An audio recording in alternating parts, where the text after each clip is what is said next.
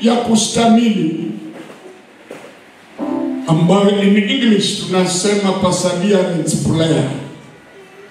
Ni maombi ambao unatarajia kitu na unaomba kila mara. Na mimi nawafundisha, hata ukitoka hapa, kutokana na haya mafundisho nimekupatia, uendelee kuomba na kuomba na kuomba, na mahitaji yako huyo Yesu ndiye atakusaidia.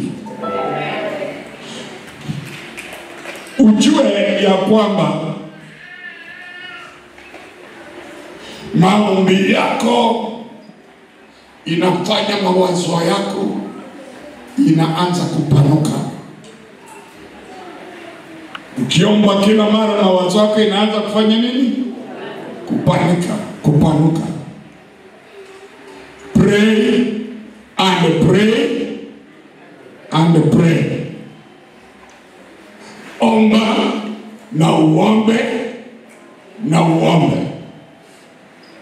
Hata kama ukijua kuna watu wamekuwekea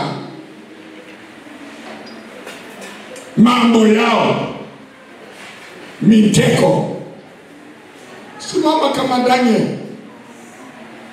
Daniel alijua wanaenda kumuua kwa sababu ya maombi yake. Daniel alijua mikutano imeitwa, wanaongea bila watamaliza. Daniel alijua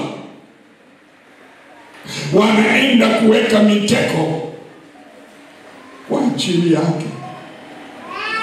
Daniel alifahamu vitu vyote hivi, lakini hiyo haikunyamazisha Daniel kuomba na kuomba na kuomba. Maombi inakusongesha karibu na Mungu.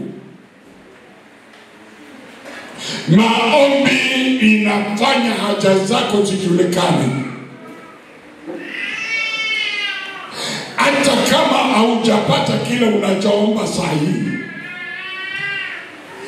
ujue ulichopeleka kimewekwa tayari, kinangoja siku yake. Mungu atakitumia kuaibisha maadui zako, kuaibisha waliokudharau, kuaibisha wanaokusema, kuaibisha waliokuwa kichini